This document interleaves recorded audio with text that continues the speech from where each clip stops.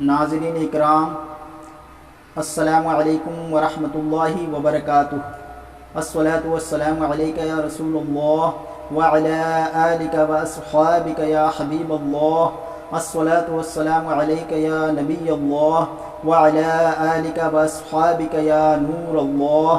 قرآن پاک ایک ایسی کتاب ہے کہ اس کے جیسی کوئی کتاب نہیں۔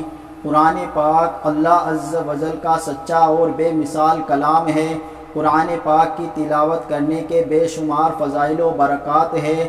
قرآن پاک کی تلاوت کرنے سے ہر حرف پر 10 نیکیاں لکھی جاتی ہے۔ ناظرین، آج کی اس ویڈیو میں آپ کو سورہ ملک کی فضیلت کے بارے میں بتاؤں گا۔ سورہ ملک کی فضیلت، سورہ ملک کے بے شمار فوائد ہیں۔ اس سورہ کریمہ کے برابر عذاب قبر سے بچانے والی اور راحت پہنچانے والی کوئی چیز نہیں۔ اگر اس کے پڑھنے والے کے پاس عذاب کے فرشتے آنا چاہتے ہیں تو یہ ان کو روکتی ہے، وہ دوسری طرف سے آنا چاہتے ہیں تو ادھر حائل ہوتی ہے اور فرماتی ہے اس کے پاس نہ آؤ، یہ مجھے پڑھتا تھا۔ فرشتے عرض کرتے ہیں ہم اس کے حکم سے آئے ہیں جس کا تو کلام ہے۔ وہ فرماتی ہے ٹھہر جاؤ جب تک میں واپس نہ آؤں، اس کے پاس نہ آنا، اور بارگاہ الہی عز و جل میں حاضر ہو کر اپنے پڑھنے والے کی مغفرت کے لیے ایسا جھگڑا کرتی ہے کہ مخلوق کو ایسا جھگڑنے کی طاقت نہیں۔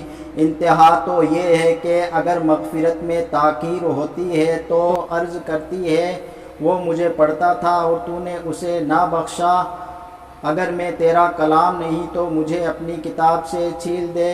اس پر ارشاد باری تعالی عز و جل ہوتا ہے جا ہم نے اسے بخشا، وہ فوراً جنت میں جاتی ہے اور ریشمی کپڑے اور آرام دہ تکیے اور پھول اور خوشبوئیں لے کر قبر میں آتی ہے اور فرماتی ہے مجھے آنے میں دیر ہوئی، تو گھبرایا تو نہ تھا؟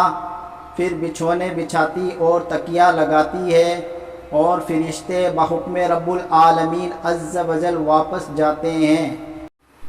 اللہ عز و جل کی بارگاہ میں دعا ہے کہ اللہ تبارک و تعالی عز و جل استقامت کے ساتھ زیادہ سے زیادہ سورہ ملک کی تلاوت کرنے کی توفیق عطا فرمائے، آمین بجاہ النبی الامین صلی اللہ تعالی علیہ وآلہ وسلم۔